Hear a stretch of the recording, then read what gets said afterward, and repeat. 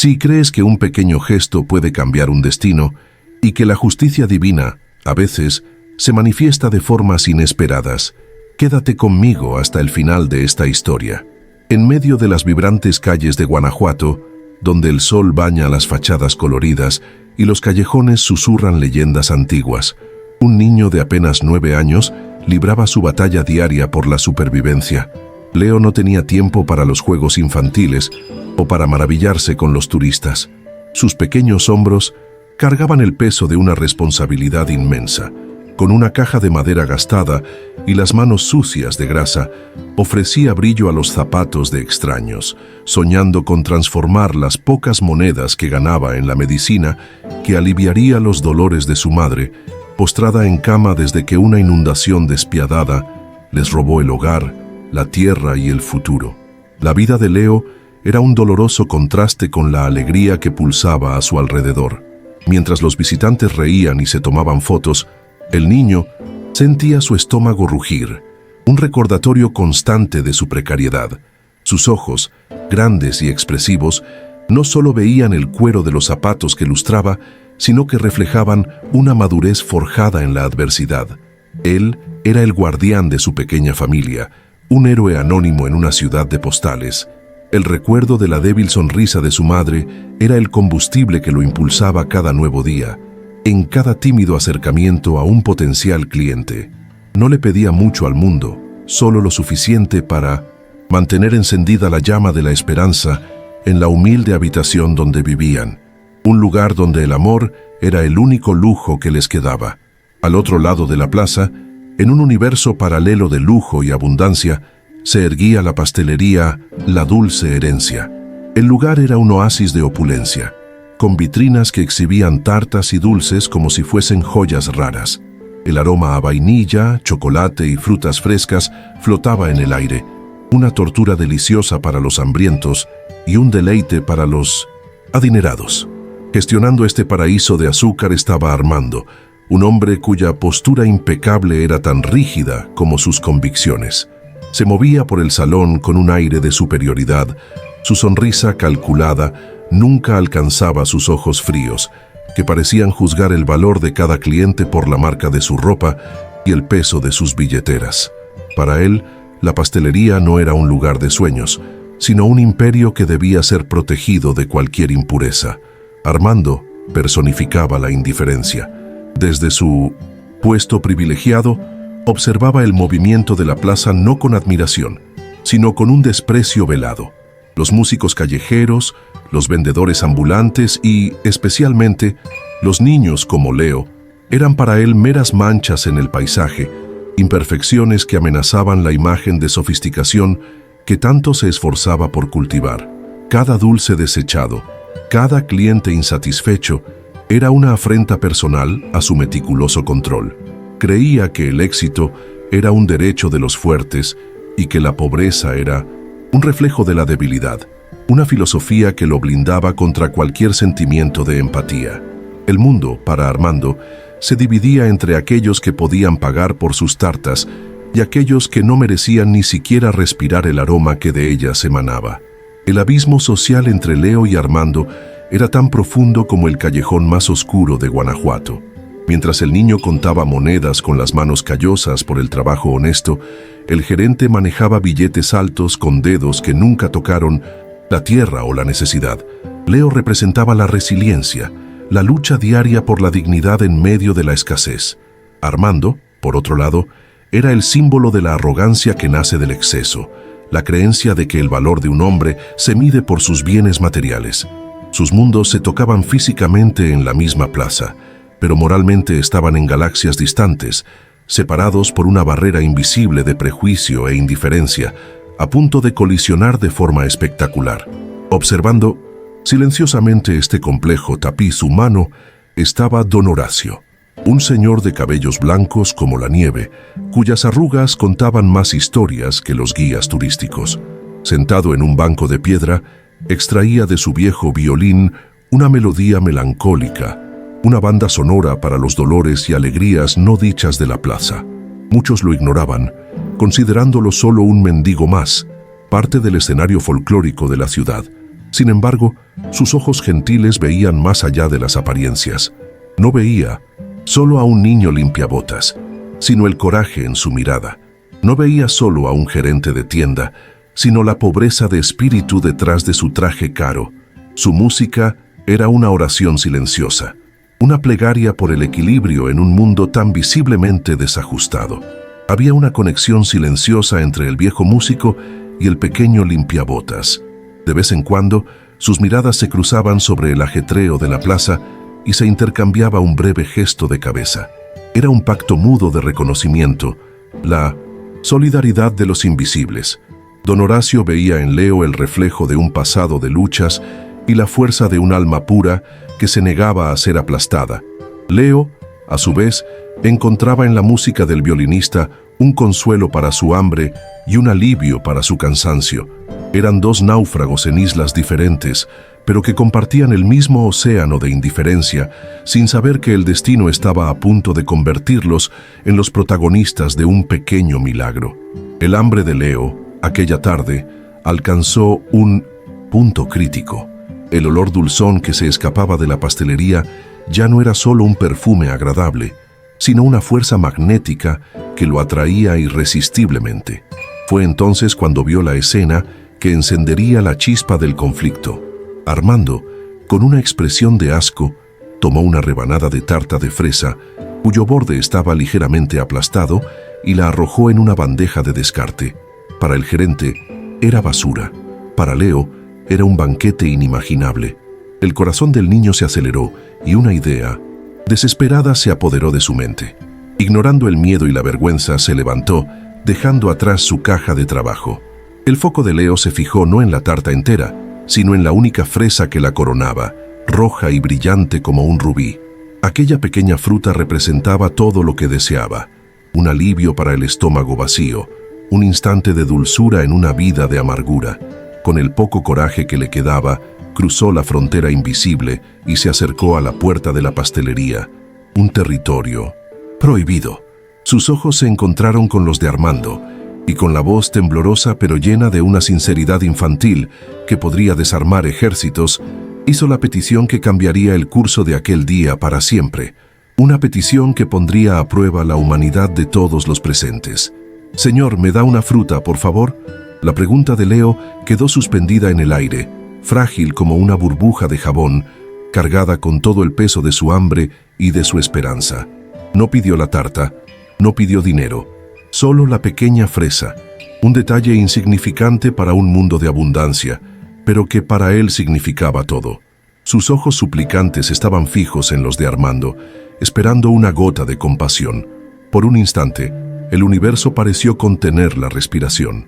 Clientes cercanos, que se habían percatado del movimiento, miraron de reojo, curiosos por el desenlace de aquella escena inusual, un breve drama que interrumpía la monotonía de sus tardes azucaradas.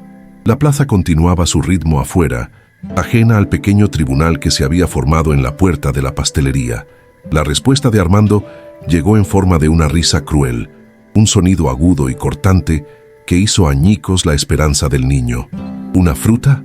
¿Acaso crees que esto es una casa de caridad, mocoso? El gerente miró a Leo de arriba abajo, su expresión contorsionándose en una máscara de puro desdén. Se inclinó, como si fuera a contar un secreto, y dijo en voz alta para que todos oyeran: «Las sobras para vagos como tú solo sirven para arruinar la imagen de mi establecimiento. Ahora lárgate de aquí antes de que llame a la guardia».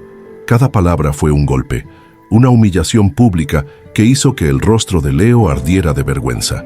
La risa de algunos clientes acompañó la sentencia de Armando, sellando la crueldad de aquel momento. El mundo de Leo se derrumbó. El estómago, que antes rugía de hambre, ahora se retorcía en un nudo de angustia. Retrocedió un paso, como si hubiera sido empujado físicamente. Las lágrimas ardían en sus ojos, pero las contuvo con la fuerza de un pequeño guerrero, negándose a darle a Armando la satisfacción de verlo llorar. Solo asintió, un gesto mínimo de derrota, y se dio la vuelta para regresar a su caja de madera, que ahora parecía un refugio. El aroma dulce de la pastelería se volvió nauseabundo, un perfume de rechazo e injusticia. En aquel momento, Leo no solo sentía hambre de pan, sino un hambre abrumadora de dignidad, un alimento que el dinero no podía comprar y que la arrogancia de hombres como Armando destruía sin piedad. Al otro lado de la plaza, la melodía del violín de don Horacio cesó abruptamente. El silencio que siguió fue más pesado que cualquier nota musical. Él lo había presenciado todo. Sus dedos, que antes danzaban sobre las cuerdas, ahora reposaban inmóviles, y sus ojos, antes melancólicos, ahora ardían con una llama de justa indignación. Vio al niño encogerse bajo el peso de la humillación. Vio la sonrisa triunfante del gerente y escuchó las risas indiferentes de los clientes. En ese instante, una decisión se formó en su mente. Ya no sería un espectador silencioso. La música había fallado en tocar el corazón de aquel hombre, así que usaría otro instrumento. Con un movimiento lento y deliberado, guardó su violín en el gastado estuche, un gesto que indicaba el fin de un acto y el comienzo de otro.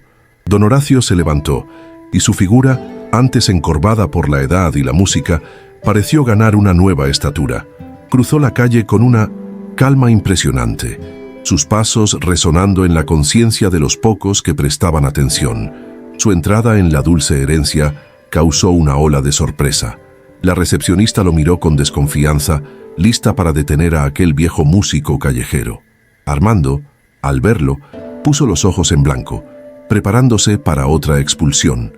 Si vino a pedir limosna, le advierto que es el lugar equivocado. La calle es su escenario, viejo, dijo el gerente con la voz cargada de impaciencia. Ya se sentía victorioso por haber echado al niño y ahora veía al anciano como una molestia más que debía ser descartada.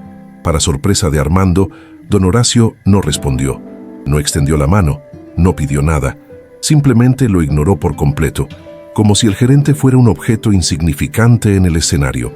Sus ojos recorrieron el lujoso salón y se posaron sobre un rincón olvidado, donde un antiguo piano de cola, cubierto por una fina capa de polvo, servía como una extravagante pieza de decoración. Nadie lo tocaba nunca. Era una reliquia silenciosa, un símbolo de una elegancia pasada.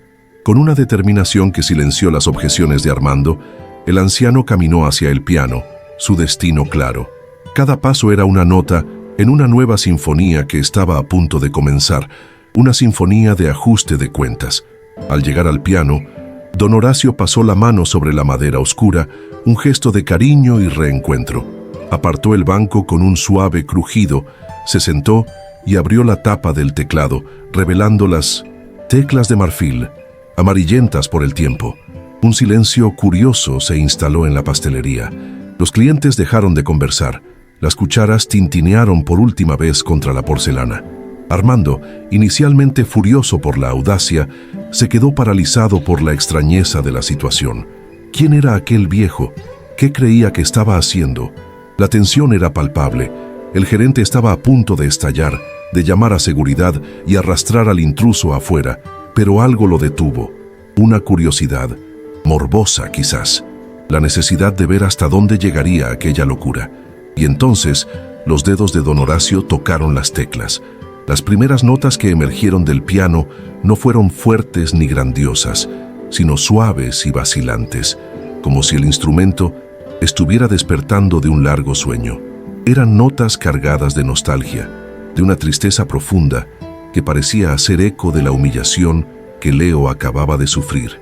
La melodía era como un hilo de humo ascendiendo al cielo, contando una historia sin palabras. Instantáneamente, la atmósfera de la pastelería cambió. El aire, antes saturado con el olor a azúcar y la superficialidad de las conversaciones, se volvió denso, pesado con una emoción pura y abrumadora que nadie allí estaba preparado para sentir. Era el sonido del alma, despojado de cualquier artificio. La melodía comenzó a tomar cuerpo, transformándose de un lamento suave en una composición compleja y poderosa. Las manos del viejo músico volaban sobre el teclado con una agilidad que desmentía su edad. Era una pieza que hablaba de pérdidas y reencuentros, de batallas libradas en silencio, de una nobleza que no se viste con trajes caros, sino que reside en el corazón. La música llenó cada rincón de la tienda, se desbordó hacia la calle y comenzó a tejer un hechizo. Era un arte que no pertenecía a aquel lugar de lujo comercial. Era sublime, divino, una manifestación de belleza tan intensa que se volvía casi dolorosa. Armando miraba, atónito, su arrogancia, comenzando a ser corroída por la fuerza de aquella actuación inesperada. Leo, que ya estaba de vuelta en su puesto en la acera, escuchó la música y se giró. Su corazón, aún oprimido por la humillación, reconoció en aquella melodía la misma alma que hablaba a través del violín, pero ahora con una fuerza monumental. Se acercó a la vitrina, con los ojos fijos en la figura de don Horacio. El hambre, la vergüenza, todo desapareció, reemplazado por un sentimiento de admiración y asombro. La música parecía hablarle directamente, diciéndole que no se rindiera, que la dignidad era una fortaleza interna que nadie podría derribar. El niño veía en aquel anciano no a un mendigo, sino a un rey, en un trono de madera y marfil, librando una batalla en su nombre. Dentro de la tienda, los clientes estaban hipnotizados. Tenedores y cuchillos fueron bajados. Los teléfonos móviles, antes usados para fotografiar dulces, ahora apuntaban al pianista, en un intento de capturar un fragmento de aquella magia. Una pareja de turistas estadounidenses, que antes se reía de la situación de Leo, ahora tenía los ojos llorosos. Una señora, que se había quejado del borde aplastado de su tarta, ahora miraba su plato con un sentimiento de vergüenza. La música de don Horacio estaba haciendo más que entretener. Estaba exponiendo la superficialidad de todos, forzándolos a confrontar la pobreza de sus propias emociones, en contraste con la riqueza de aquella melodía. La magia se extendió a la calle. Los transeúntes, atraídos por la música celestial que emanaba de la pastelería, comenzaron a aglomerarse frente a la vitrina. Vendedores ambulantes detuvieron sus pregones. Los niños dejaron de correr. En pocos minutos, una pequeña multitud se formó, todos en silencio reverente, presenciando aquel concierto improbable. La plaza de Guanajuato, generalmente un escenario de ruidos y movimientos caóticos, se había transformado en una sala de conciertos a cielo abierto. El centro del universo, en ese momento, no era el sol poniente, ni la arquitectura colonial, sino un viejo músico callejero y un piano olvidado. La furia de Armando finalmente estalló, venciendo el shock inicial. Aquello era una insubordinación, una invasión, una completa pérdida de control sobre su dominio. «Basta, deténgase ahora mismo», gritó marchando hacia el piano. «Este es un establecimiento privado, no un escenario para su mendicidad. Salga inmediatamente o llamaré a la policía». Su voz, sin embargo, sonó débil, casi patética, ahogada por la magnificencia de la música que continuaba fluyendo, impasible ante sus amenazas. El gerente, acostumbrado a ser obedecido, se enfrentaba a una fuerza que no podía intimidar. Don Horacio no le prestó la más mínima atención. Sus ojos estaban cerrados. Su cuerpo se balanceaba suavemente al ritmo de la música. Estaba en otro mundo, un lugar donde la arrogancia de hombres pequeños como Armando no podía alcanzarlo. La música, entonces, cambió de tono. Se volvió más intensa, casi desafiante. Las notas ahora sonaban como una respuesta, una declaración de que la verdadera nobleza no estaba en trajes planchados, sino en la capacidad de sentir, de crear, de conectar con el dolor del otro. Era un duelo, y Armando estaba siendo brutalmente desarmado, su ira impotente contra la belleza abrumadora del arte. La música ahora contaba una historia clara para todos los que escuchaban. Hablaba de la resiliencia, de la fuerza encontrada en la humildad, de la luz que brilla incluso en la más profunda oscuridad. Era la historia de Leo, la historia de todos los humillados transformada en una epopeya sonora. Cada acorde parecía purificar el ambiente, lavando la mancha de la crueldad que Armando había infligido minutos antes. El gerente sentía las miradas del público sobre sí, ya no como un gerente respetado, sino como un villano, un hombre pequeño y cruel, expuesto en su mediocridad. Su rostro se enrojeció de ira y vergüenza, una combinación tóxica que lo impulsaba a una actitud aún más drástica. Se sentía un extraño en su propia tienda. El poder que tanto valoraba construido sobre reglas y apariencias, se desmoronaba ante una fuerza que no comprendía: la emoción. Los clientes lo ignoraban, el personal lo miraba con una mezcla de miedo y reprobación. Había perdido la narrativa. Aquel anciano, con sus ropas raídas y sus manos callosas, se había convertido en el maestro de la situación, dirigiendo no solo el piano, sino los corazones de todos los presentes. Armando estaba aislado en su isla de autoridad artificial, mientras una marea de sentimiento genuino subía a su alrededor, amenazando con ahogarlo. Una de las camareras, una joven llamada Sofía, no pudo contener las lágrimas. La música la transportó a su propia historia de dificultades, de sueños postergados, de pequeñas humillaciones diarias. Miró a Leo, afuera, y luego a don Horacio, y sintió una conexión profunda, una solidaridad que trascendía sus funciones. En ese momento, no era solo una empleada. De Armando, era un alma tocada por la verdad de aquella melodía. Su reacción silenciosa fue una prueba más del poder del músico y del creciente aislamiento de su jefe. El corazón de la pastelería ya no latía al ritmo de las ventas, sino al compás de aquella música redentora. Para Leo, aquella actuación era un milagro. Veía al gerente, antes una figura tan imponente y aterradora, ahora reducido a un hombre impotente, gritando al viento. Una chispa de esperanza se encendió en su pecho. Quizás el mundo no era tan injusto después de todo. Quizás existía una fuerza, una magia, capaz de equilibrar la balanza, de dar voz a los silenciados. Don Horacio era la prueba de ello. No usaba palabras, no usaba la fuerza, pero con su música estaba defendiendo al niño. Estaba reescribiendo el final de aquella historia humillante, transformando el dolor en belleza y la injusticia en arte. El piano, antes un mero objeto decorativo, un fantasma de lujo, había renacido. Sus cuerdas, silenciosas durante años, ahora vibraban con propósito. Se había convertido en la voz de don Horacio, la voz de Leo, la voz de todos los que alguna vez se sintieron pequeños e invisibles. Era la prueba de que el valor de las cosas y de las personas no está en su apariencia o en su utilidad práctica, sino en el alma que llevan. El polvo que cubría el instrumento no era señal de abandono, sino de espera. Aguardaba las manos adecuadas, el momento adecuado, para despertar y cumplir su verdadera misión: hacer justicia a través de la belleza. Esta es su última oportunidad. Deténgase ahora o sufrirá las consecuencias, gritó Armando con la voz quebrada.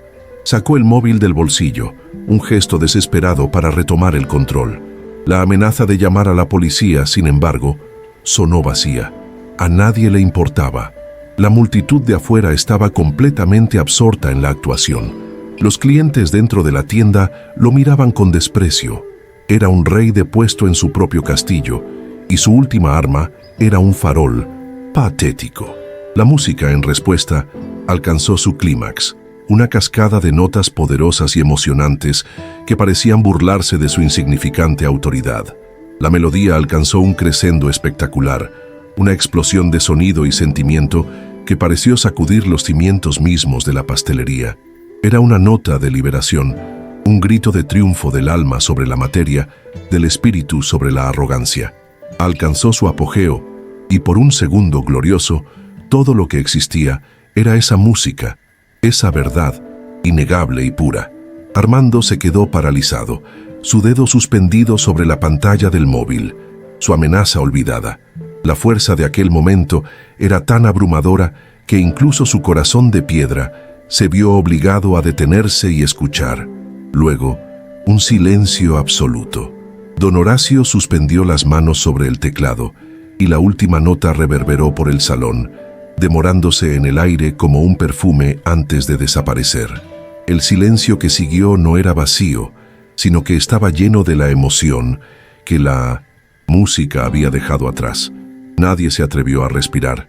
La multitud en la calle, los clientes, los empleados, todos estaban unidos en ese momento de comunión, suspendidos en el tiempo. El hechizo aún no se había roto. El mundo esperaba, en silencio, el próximo movimiento del viejo maestro. Un suspiro colectivo recorrió la multitud, seguido de una ola de aplausos que comenzó tímida y estalló en una ovación estruendosa. La gente en la calle, los clientes de pie, todos aplaudían no solo al músico, sino a lo que representaba: el coraje, la dignidad, la justicia poética. Era una validación, una clara elección de bando. La comunidad improvisada que se formó en torno a la música había juzgado y condenado la actitud de Armando, y ahora celebraba a su héroe improbable. El sonido de los aplausos era la voz del pueblo y era unánime. Armando miraba la escena, pálido y tembloroso. Los aplausos no eran para él, eran contra él. Cada palmada era una bofetada a su orgullo. Él, el gerente impecable, el amo de aquel pequeño universo, se había convertido en el villano de la historia, un mero figurante en el espectáculo de otro hombre. Su poder, que creía absoluto, era una farsa, una cáscara vacía que se rompió al primer toque de autenticidad. Estaba solo, rodeado de rostros que lo juzgaban, y la soledad de su arrogancia nunca pareció tan abrumadora. El equilibrio de poder se había invertido de forma dramática. Don Horacio, el anciano ignorado, el músico callejero, ahora era la figura central, el poseedor de toda la autoridad moral y emocional del lugar. No necesitó levantar la voz ni hacer una sola amenaza. Solo con su arte había desarmado al tirano y conquistado el corazón de todos. Se levantó del piano, no como un mendigo, sino con la elegancia de un concertista agradeciendo a su público, su dignidad restaurada y amplificada. Afuera, Leo miraba con los ojos brillantes. Aquel hombre no era solo un músico, era un ángel de la guarda, un caballero que había llegado en su corcel de ébano y marfil para luchar por él. La humillación que había sentido fue lavada por las lágrimas que la música provocó y reemplazada por un sentimiento de gratitud tan profundo que apenas cabía en su pequeño pecho. Finalmente comprendía que la verdadera fuerza no radicaba en ahuyentar a los débiles, sino en levantarse por ellos, aunque la única arma que se tenga sea una canción. En un último acto de desesperación por reafirmar su posición, Armando cambió de táctica. En lugar de llamar a la policía, decidió contactar a la propia dueña de la cadena de pastelerías, que vivía en París.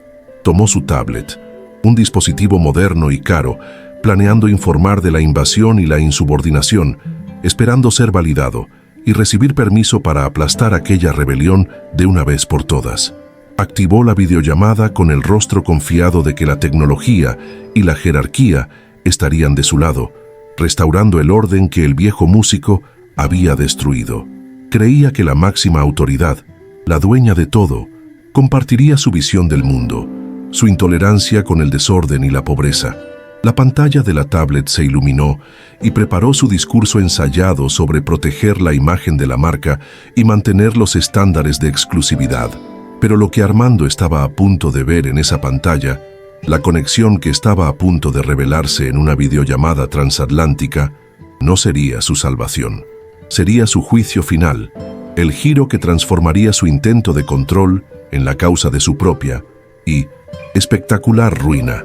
La pantalla de la tablet cobró vida, revelando el rostro de una señora de cabellos plateados y mirada penetrante en una elegante oficina con la Torre Eiffel visible al fondo. Era Hélène, la legendaria fundadora y propietaria de la cadena de pastelerías, una figura casi mítica para los empleados. «Armando, ¿qué escándalo es este? ¿Por qué hay una multitud en la puerta de mi tienda? ¿Y por qué el sonido ambiente ha sido reemplazado por música de concierto?»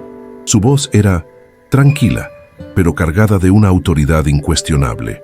Armando, sintiéndose repentinamente validado, esbozó una sonrisa servil y comenzó a verter su versión de los hechos, pintando un cuadro de invasión y desorden causado por un mendigo insolente que había faltado al respeto a las reglas y a la imagen de la marca.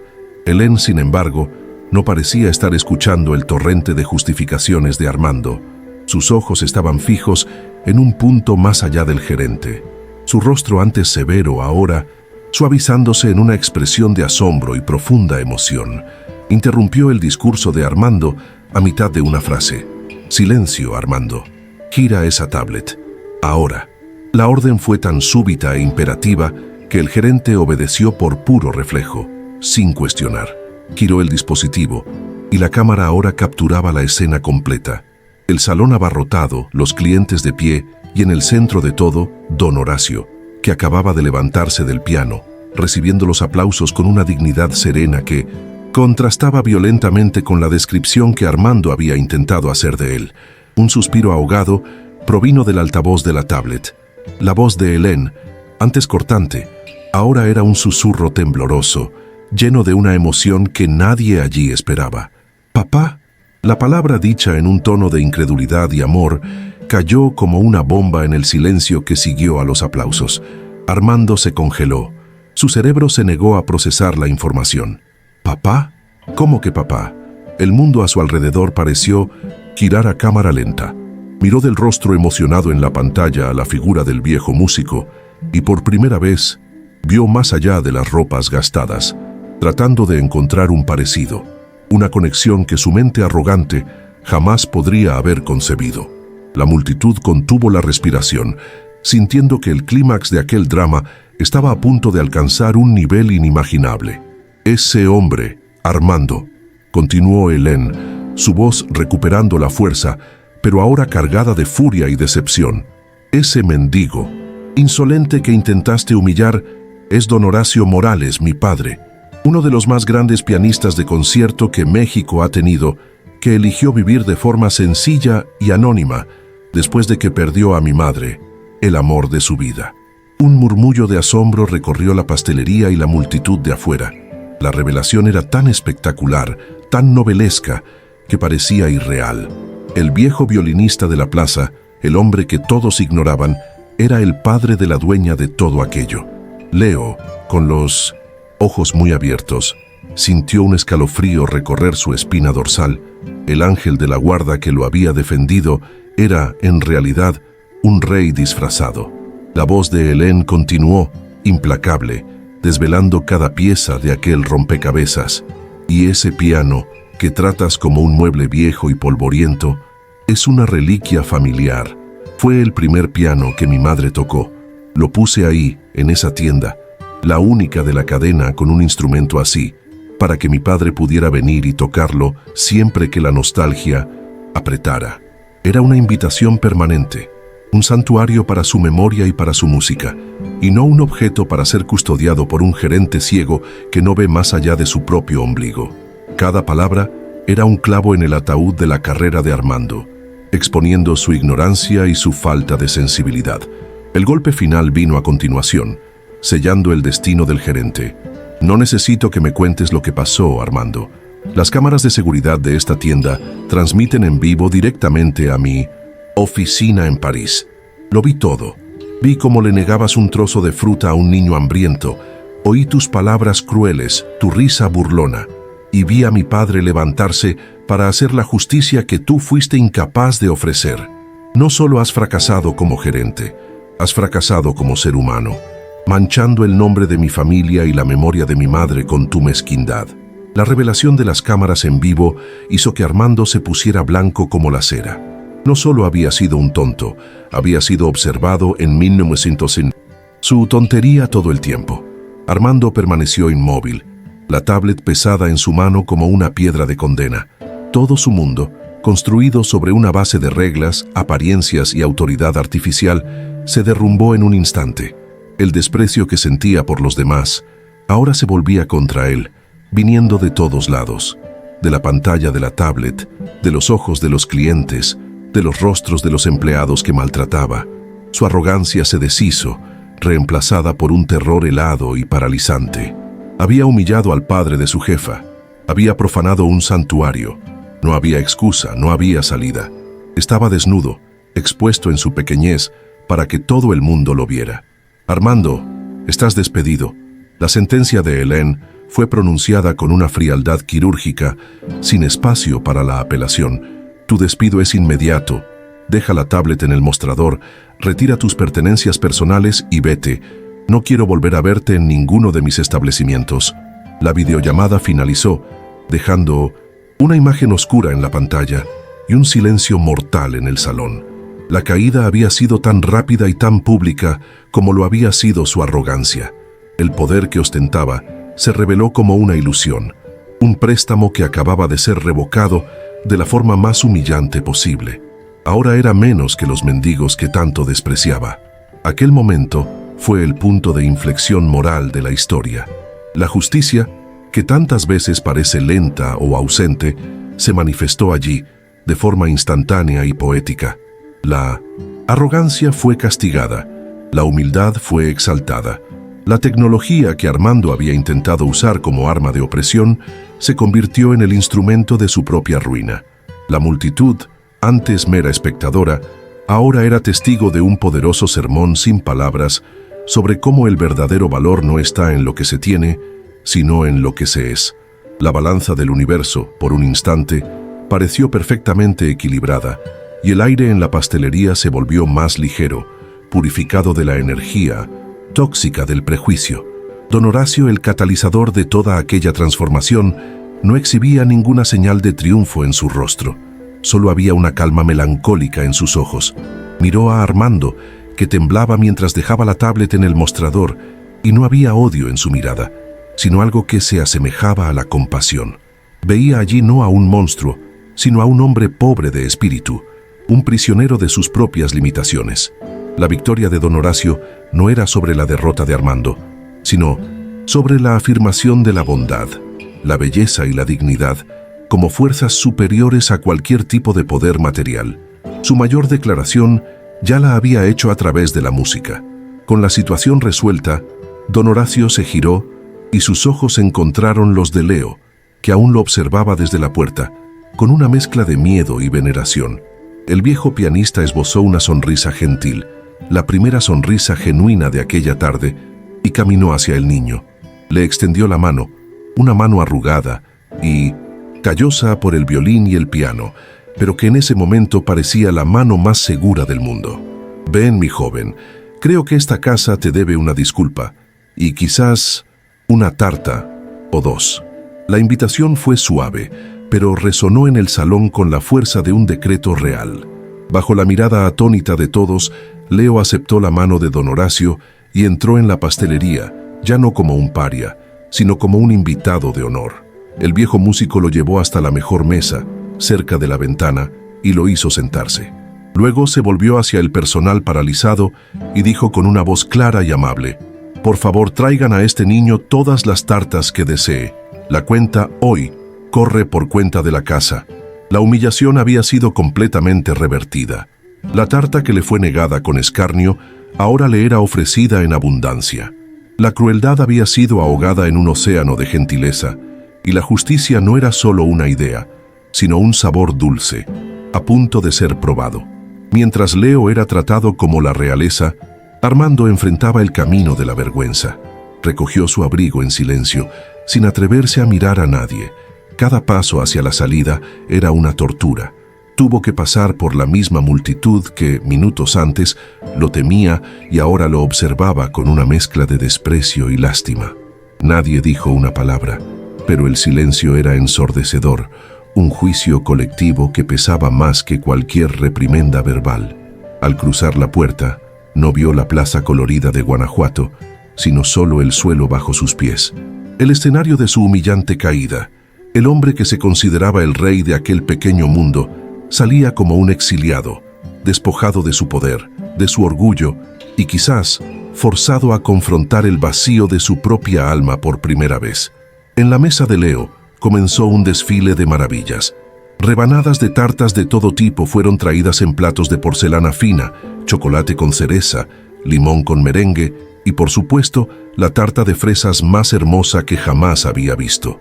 El niño miraba aquel banquete con los ojos muy abiertos, casi sin poder creerlo.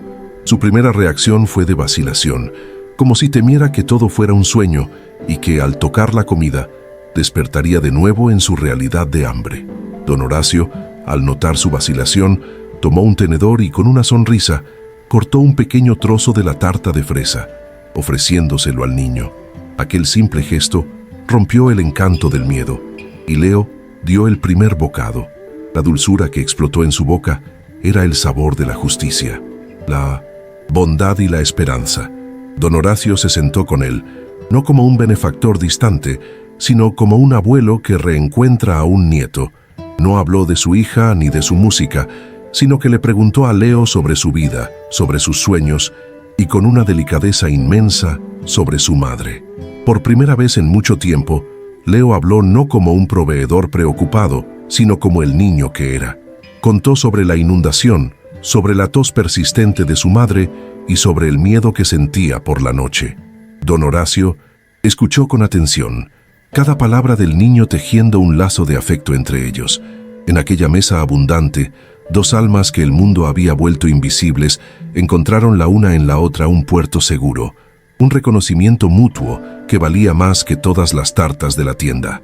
Después de escuchar la historia de Leo, el viejo músico tomó una decisión. Tu madre recibirá el tratamiento que necesita, dijo, con una firmeza que no dejaba lugar a dudas.